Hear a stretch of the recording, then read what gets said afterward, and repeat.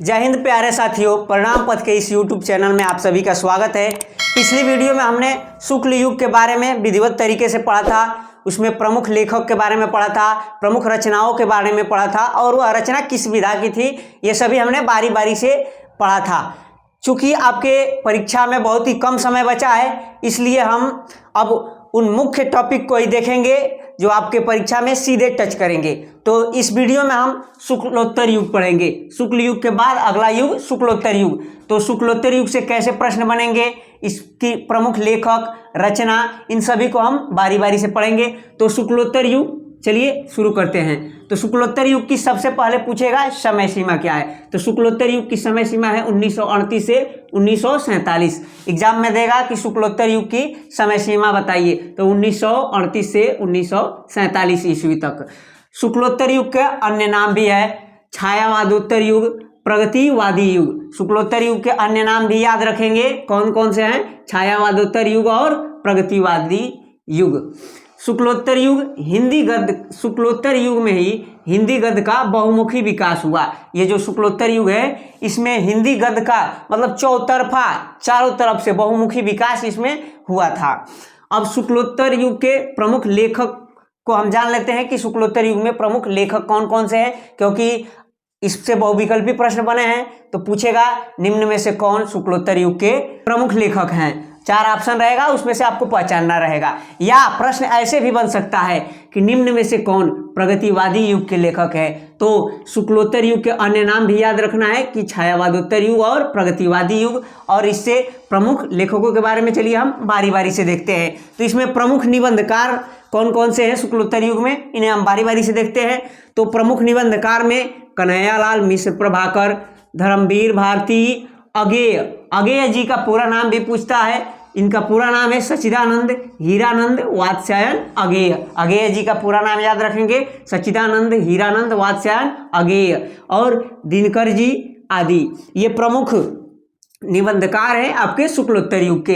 अब प्रमुख कहानीकार को देख लेते हैं कि शुक्लोत्तर युग में प्रमुख कहानीकार कौन कौन से हैं। तो जैनेन्द्र कुमार, भगवती चरण वर्मा, आचार्य चतुर्सेन शास्त्री, विष्णु प्रभाकर, अमृतलाल नागर, ये प्रमुख कहानीकार हैं, शुक्लोत्तर युग के प्रमुख कहानीकार हैं। अब शुक्लोत्तर युग के प्रमुख उपन्यासकारों को देख लेते हैं कि शुक्लोत्तर युग में प्रमुख उपन्यासकार कौन कौन से हैं।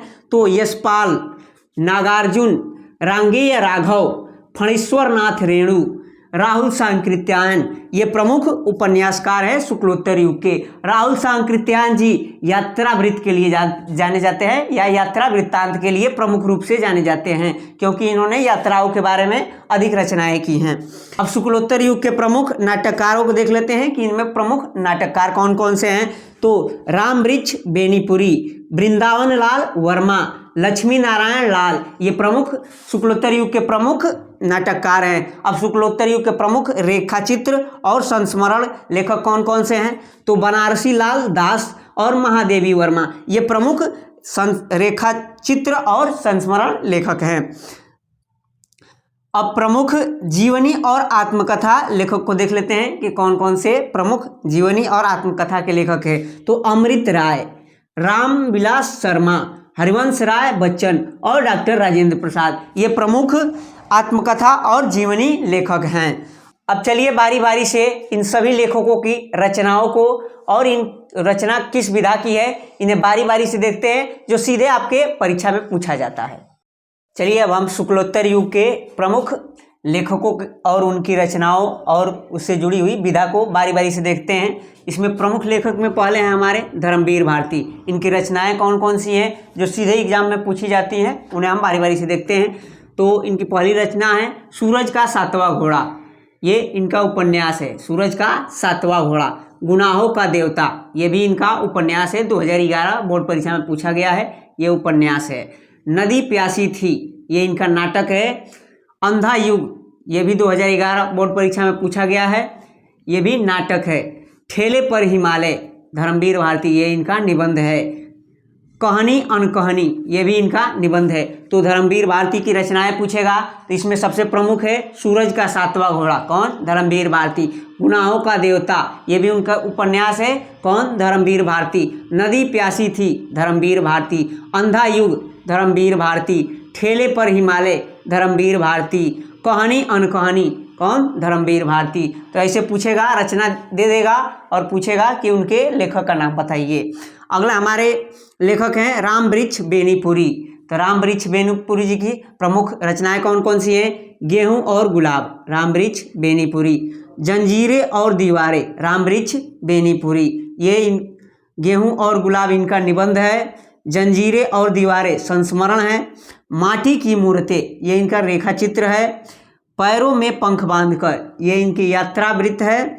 और पतितों के देश में, ये उपन्यास है। तो रामवृक्ष बेनीपुरी जी की प्रमुख रचनाएं कौन कौन सी हैं? गेहूं और गुलाब, रामवृक्ष बेनीपुरी। जंजीरें और दीवारें, रामवृक्ष बेनीपुरी।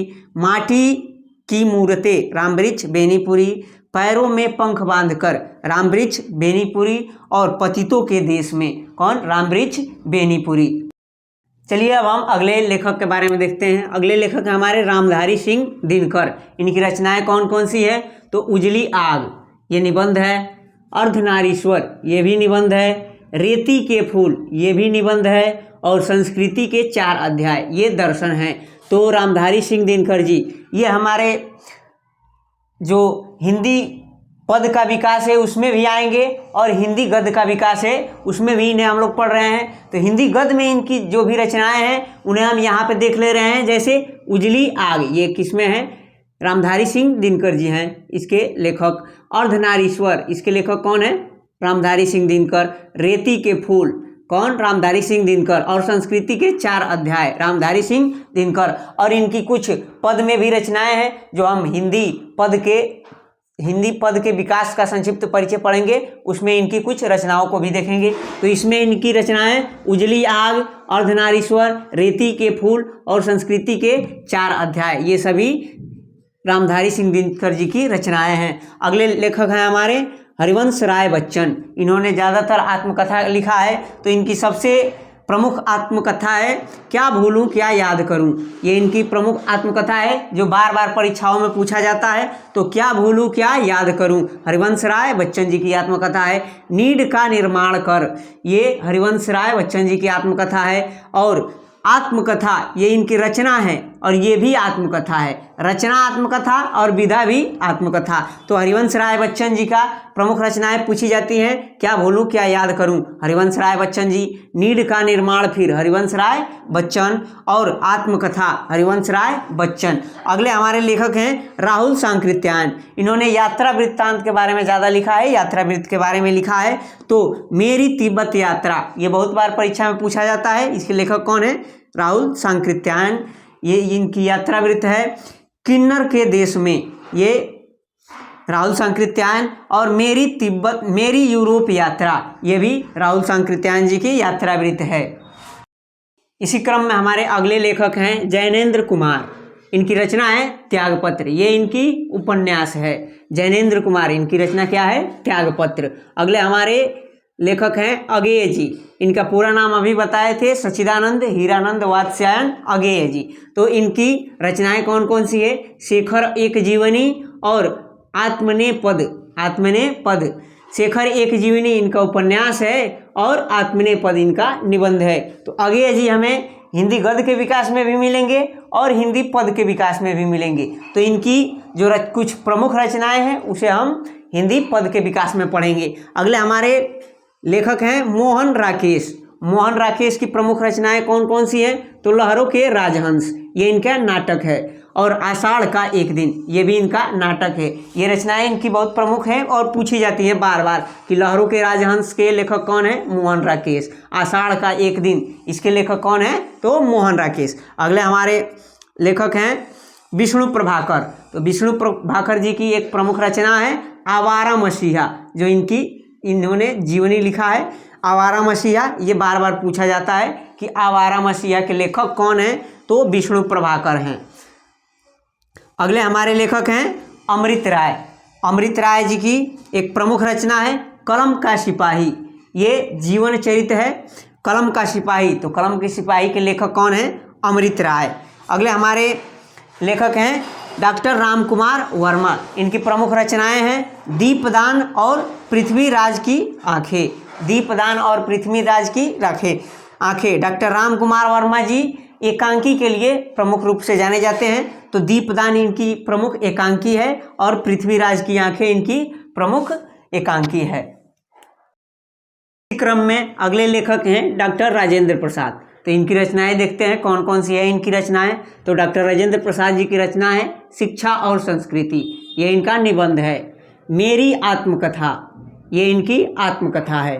और मेरी यूरोप यात्रा, ये इनका यात्रा वृत्तांत है। और भारतीय शिक्षा, ये इनका निबंध है। तो डॉक्टर राजेंद्र प्रसाद की कुछ रचनाएं शिक्षा और संस्कृति, मेरी आत्मकथा, मेरी यूरोप यात्रा। मेरी यूरोप यात्रा दो लोगों की है, एक तो राहुल सांकृत्यायन और एक डॉक्टर राजेंद्र प्रसाद। तो आपको ऑप्शन में दोनों नहीं मिलेगा, एक ही ऑप्शन में मिलेगा, या तो डॉक्टर राजेंद्र प्रसाद या तो राहुल सांकृत्यायन। तो दोनों में से कोई एक सही करना है आपको। और अगला इनकी रचना है भारतीय शिक्षा, ये इनका निबंध है।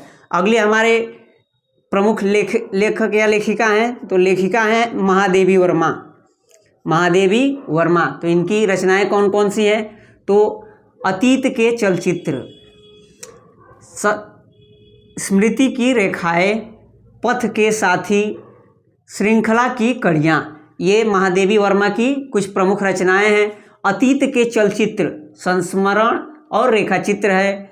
और स्मृति की रेखाएं, ये भी संस्मरण रेखाचित्र है। पथ के साथी संस्मरण रेखाचित्र है। और श्रृंखला की कड़ियाँ, ये निबंध है। तो महादेवी वर्मा की रचनाएं पूछेगा कौन कौन सी? तो अतीत के चलचित्र, स्मृति की रेखाएं, पथ के साथी और श्रृंखला की कड़ियाँ, ये प्रमुख महादेवी वर्मा की रचनाएं हैं। और इसी क्रम में अगले लेखक हैं चंद्रधर शर्मा गुलेरी। इनकी रचना कौन सी है?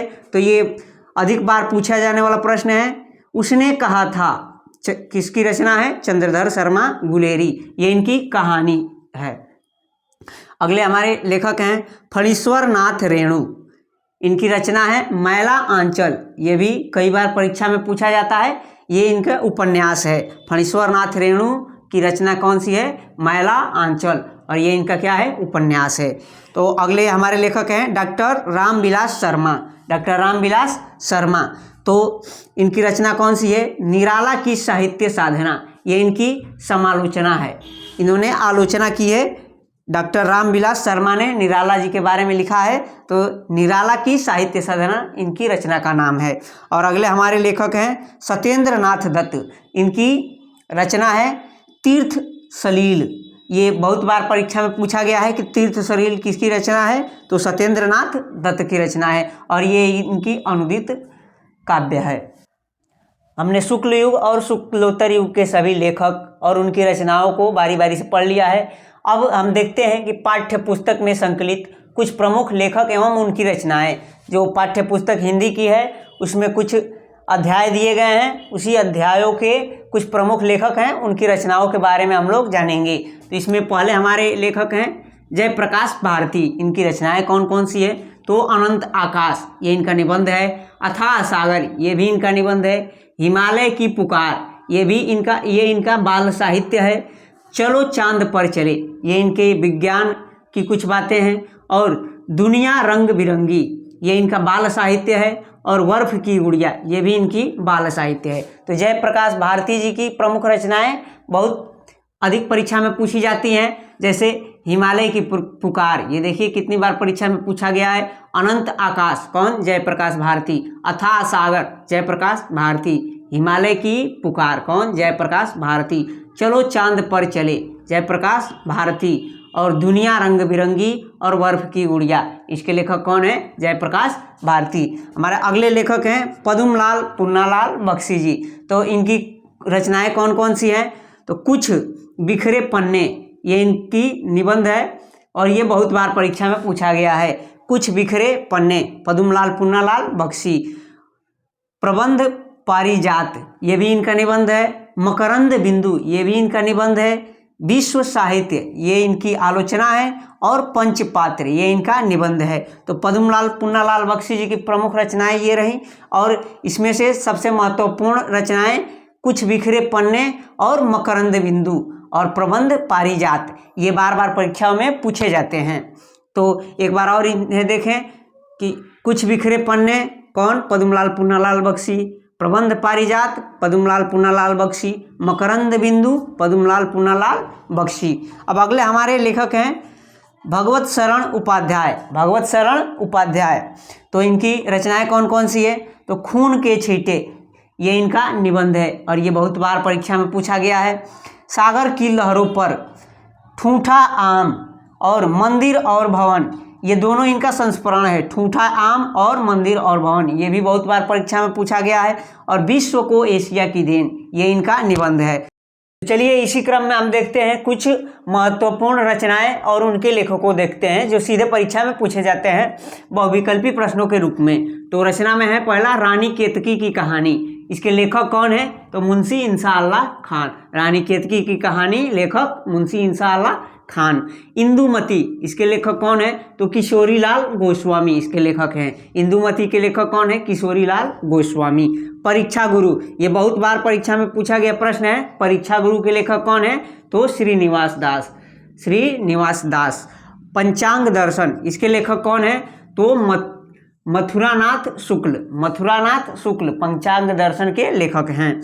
भारत दुर्दशा, अंधेर नगरी और सत्य हरिश्चंद्र, ये इसके लेखक कौन है, तो भारतेंदु हरिश्चंद्र। इन तीनों ही रचनाओं के लेखक कौन है, भारतेंदु हरिश्चंद्र। भारत दुर्दशा, अंधेर नगरी और सत्य हरिश्चंद्र के लेखक हरिश्चंद्र। हठी हमीर के लेखक कौन है, तो प्रताप नारायण मिश्र। दक्षिण भारत की एक झलक और साहित्यावलोकन, इसके लेखक कौन है, तो विनय मोहन शर्मा। ये सभी प्रश्न बहुविकल्पी के रूप में सीधे परीक्षा में पूछे जाते हैं। अब इसी क्रम में हम कुछ महत्वपूर्ण पत्रिकाएं और उनके संपादक को पढ़ेंगे, और ये हमारा चैप्टर का अंतिम पड़ाव है। और पत्रिका से अगर प्रश्न पूछेगा तो यहीं से प्रश्न बनेगा। तो कुछ महत्वपूर्ण पत्रिकाओं को देख लेते हैं, जिसमें से पहला पत्रिका है हमारा सरस्वती पत्रिका। तो सरस्वती पत्रिका के संपादक पूछेगा कि कौन है, तो आचार्य महावीर प्रसाद द्विवेदी जी हैं सरस्वती पत्रिका के संपादक। और कब इन्होंने प्रकाशित किया था इसे, तो सन 1900 ईस्वी में। तो सरस्वती पत्रिका के संपादक पूछेगा कि कौन है, तो ऑप्शन में आपको टिक लगाना है, महावीर प्रसाद द्विवेदी जी। और यहाँ पे हरिश्चंद्र मैगजीन या हरिश्चंद्र चंद्रिका, कवि वचन सुधा और बालाबोधिनी पत्रिका, इसके संपादक कौन है, तो भारतेंदु हरिश्चंद्र जी इसके संपादक हैं। तो सबसे ज़्यादा इसमें पूछा जाने वाला प्रश्न है बालाबोधिनी पत्रिका के संपादक कौन है, या कवि वचन सुधा पत्रिका के संपादक कौन है, तो भारतेंदु हरिश्चंद्र जी इस पत्रिका के संपादक हैं, ये आपको टिक लगाना है। अब इसमें माधुरी पत्रिका, मर्यादा पत्रिका और हंस पत्रिका, इसके संपादक कौन है पूछेगा, तो प्रेमचंद जी इसके संपादक हैं। सबसे ज़्यादा इसमें पूछा जाने वाला प्रश्न हंस पत्रिका के संपादक कौन है, तो प्रेमचंद्र जी हंस पत्रिका के संपादक हैं। कादम्बिनी पत्रिका के संपादक कौन है, तो राजेंद्र अवस्थी है। कादम्बिनी पत्रिका के संपादक कौन है, राजेंद्र अवस्थी हैं। सुधा पत्रिका और मतवाला पत्रिका के संपादक कौन है, तो सूर्यकांत त्रिपाठी निराला जी हैं। सुधा पत्रिका और मतवाला पत्रिका के संपादक। अब जागरण पत्रिका के संपादक कौन है, तो शिवपूजन सहाय जी हैं जागरण पत्रिका के संपादक। तो आशा करते हैं कि ये वीडियो आपको अच्छा लगा होगा। अंत तक देखने के लिए धन्यवाद।